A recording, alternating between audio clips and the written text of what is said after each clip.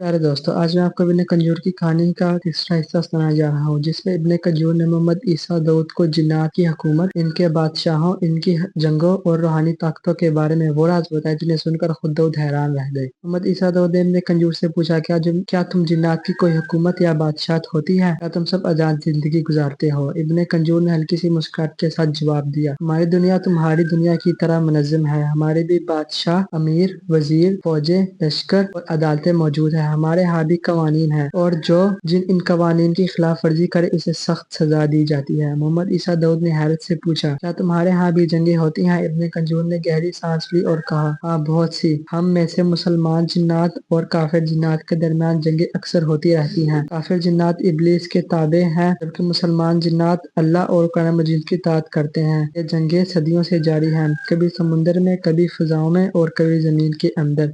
मोहम्मद ईसा दाऊद ने पूछा, क्या तुम्हारी दुनिया में हथियार भी होते हैं?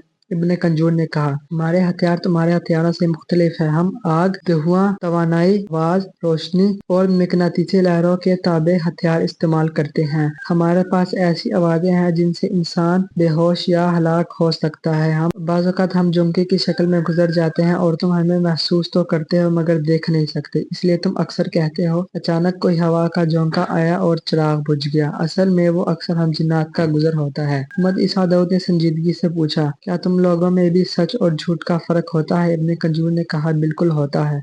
हम में से कुछ सच्चे और कुछ झूठे हैं, कुछ अमीन और कुछ खाइन हैं। मोहम्मद ईसा दाऊद ने फिर पूछा, क्या तुम्हारे बादशाह का भी कोई नाम है? इब्ने कंजूर ने जवाब दिया, हाँ, हमारे यहाँ मुख्तलिफ इलाकों के बादशाह हैं, जैसे कि समुंदर के बादशाह का नाम मार्यूक है, पहाड़ों के जिन्नात का बादशाह दुहाम कहलाता है, रेत के जिन्नात का बादशाह तलकान है और आग के जिन्नात का बादशाह जुहीम है। जबकि हम मुसलमान जिन्नात का बादशाह मुआज़ बिन जबल के ज़मान में ईमान लाया था और वो आज भी हमारा रूहानी रहनुमा है।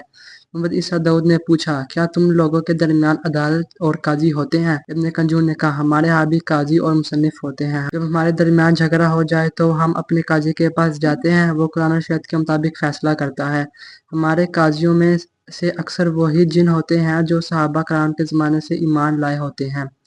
हमने खुद हजरत अब्दुल्ला बिन मसूद से कुरान सुना था। हजरत ईसा दाऊद ने पूछा, क्या तुम लोग कुरान पढ़ते हो? इब्ने कंजूर ने जवाब दिया, हाँ, हम रोजाना कुरान मजीद पढ़ते हैं। हमारी नमाजें भी तुम्हारी तरह हैं, अलबत्ता हमारे रुकू और सजदे की शक्लें मुख्तलिफ होती हैं। हमारी मस्जिदें जिनमें हम नमाज अदा करते हैं वहाँ सिर्फ जिन्नात दाखिल हो सकते हैं।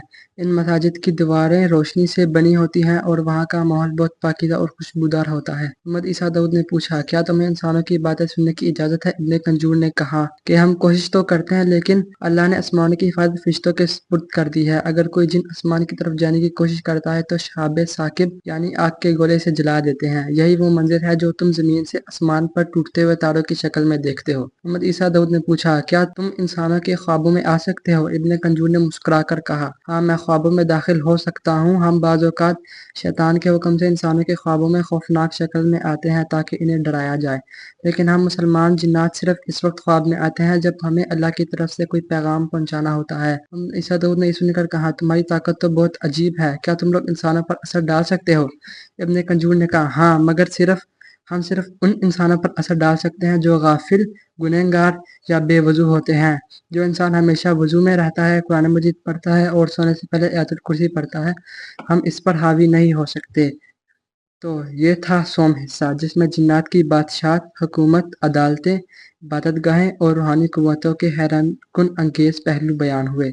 अगले हिस्से में हम इब्ने कंजूर ने बताया कि जिन्नात इंसानों के जिस्मों में कैसे दाखिल होते हैं, जादू और आसिफ का निज़ाम क्या है और इसके असर से निजात कैसे पाएं।